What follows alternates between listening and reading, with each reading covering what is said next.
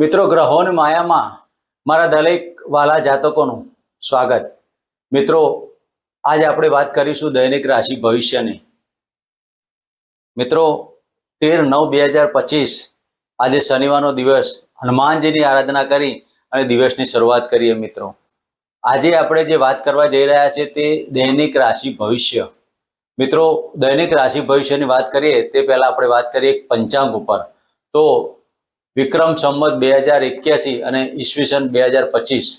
મિત્રો, ભાદ્રપદ માસ શુક્લ પક્ષ આજે ષષ્ઠી તિથિ. યોગ આજે હર્ષણ યોગ છે. 10:32 પછી વજ્ર યોગ ચાલુ થવાનો. આજનું નક્ષત્ર કૃતિકા 10:12 સુધી અને પછી રોહિણી નક્ષત્ર ચાલવાનું.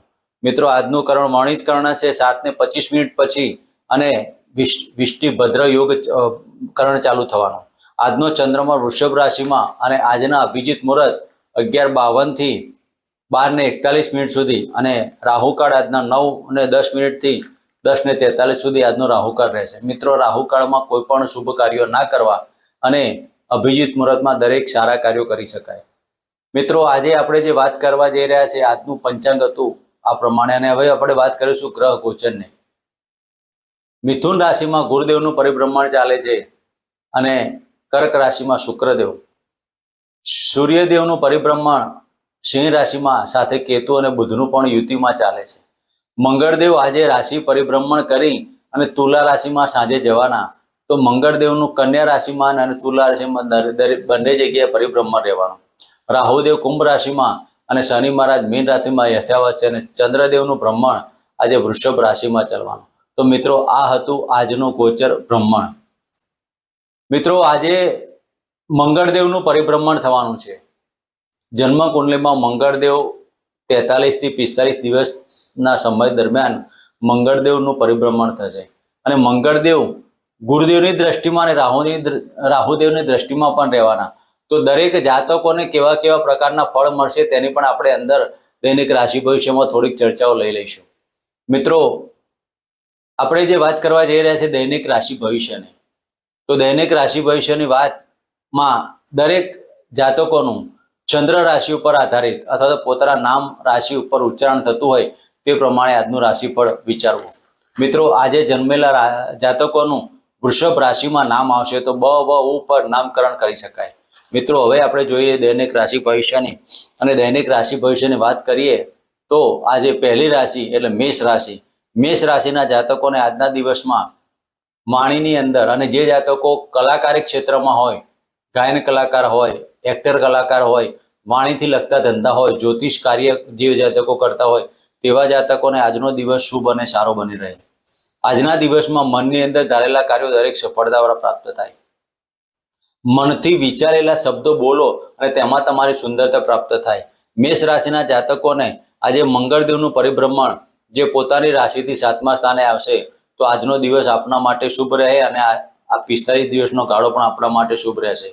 તો આજના દિવસમાં તમારે ગણપતિની આરાધના અને શિવજીની આરાધના કરીને દિવસની શરૂઆત કરી. મિત્રો, વાત કરીએ વૃષભ રાશિની. વૃષભ રાશિના જાતકોને આજનો દિવસ સુંદરતાવાળો પ્રાપ્ત થાય. પતિ પત્ની વચ્ચે સુમેળભર્યું વાતાવરણ બની શકે. પાર્ટનરશિપના ધંધા ચાલતા હોય તેમાં પણ સારી બાબતો બની શકે. આજના દિવસમાં તમે જે કોઈ પરાક્રમ કરશો પરાક્રમમાં લાભ થવાના. નાના ભાઈ બહેનો સાથે સુમેળભર્યું વાતાવરણ બની રહે. નાનો પ્રવાસી થાય. પાડોશી મિત્રો સાથે પણ વાદ વિવાદ હોય તો તેમાં સોલ્યુશન આવે.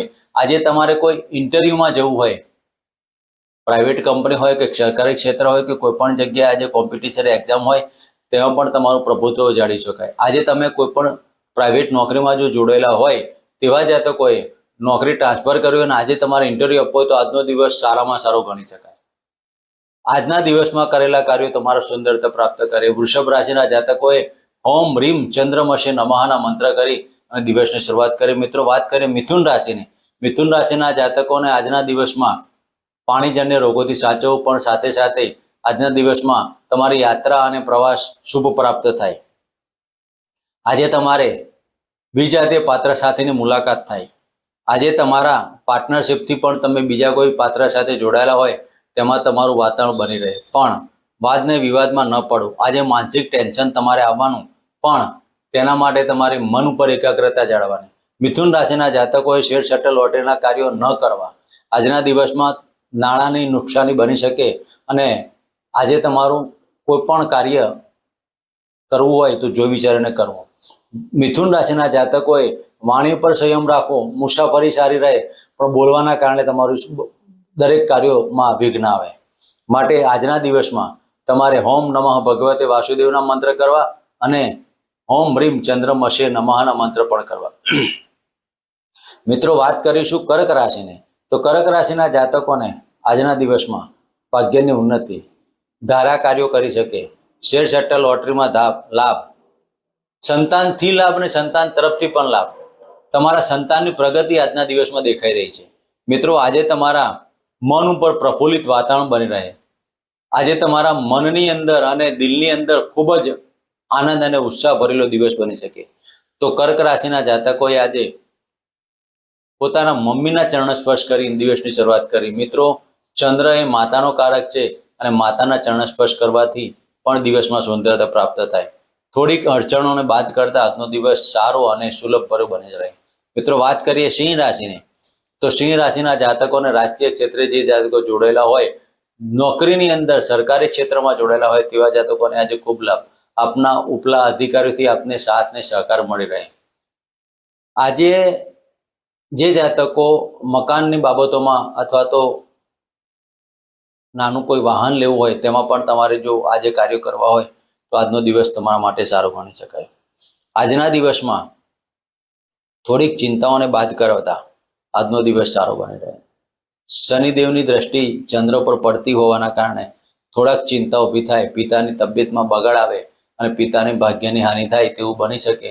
પણ એ કોઈ બહુ વિશેષ વસ્તુ ન હોવાના કારણે આજના દિવસમાં સિંહ રાશિના જાતકોએ સૂર્યદેવની આરાધના ઉપાસના કરવી અને દિવસ પસાર કરો. મિત્રો, વાત કરીએ કન્યા રાશિની.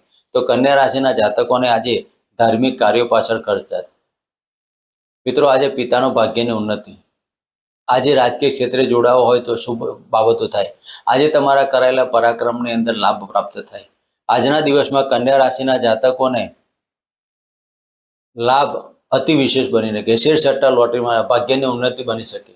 તો આજના દિવસમાં કન્યા રાશિના જાતકોએ ઓમ રાહવે નમઃ અને ઓમ શમ શનિશ્ચરાય નમઃના મંત્ર કરીને દિવસની શરૂઆત કરે. મિત્રો, વાત કરીએ તુલા રાશિની. તો તુલા રાશિના જાતકોને આજના દિવસમાં સાચવવાનું. વાહન ચલાવો તો જોઈ વિચારીને ચલાવો. તુલા રાશિના જાતકોએ આજે વાણી પર સંયમ રાખવો.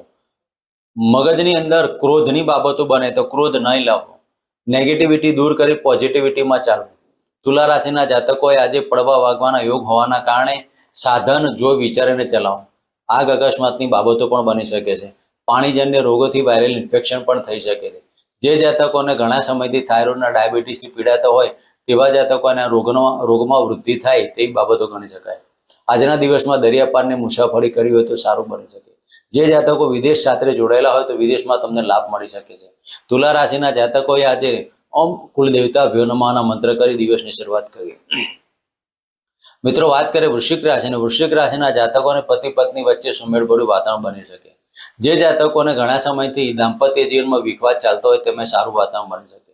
ઘણા ટાઈમથી જે જાતકો દાંપત્ય જીવનમાં જોડવા માંગતા હોય તેવા જાતકોને આજે પ્રેમની બાબતો મેરેજમાં તબદીલ થાય.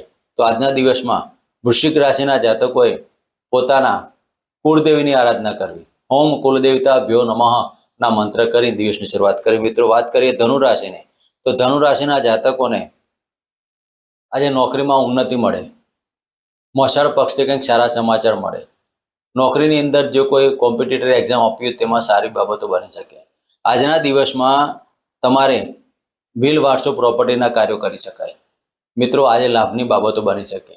ધન રાશિના જાતકો આ ધારેલા કાર્યોમાં તમારી સફળતા પ્રાપ્ત થાય.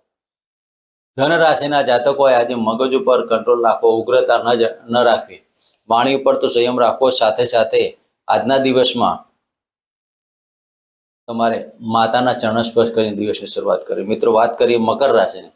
મકર રાશિના જાતકોને આજે પ્રેમની બાબતોમાં સફળતા. જે વિદ્યાર્થી વર્ગ હોય તેના જાતકોને આજને શુભ અને અનુકૂળતા વાળો દિવસ બની શકે. દાંપત્ય જીવનની બાબતોમાં આજે સફળતા વાળો. પતિ પત્ની સાથે આજે ક્યાંક ફરવા જવાની બાબતો બની શકે અને પત્નીથી તમને લાભ મળે. આજે તમારી પત્ની તમારા ઉપર પુષ્પ વર્ષા કરે તેવો દિવસ બની શકે.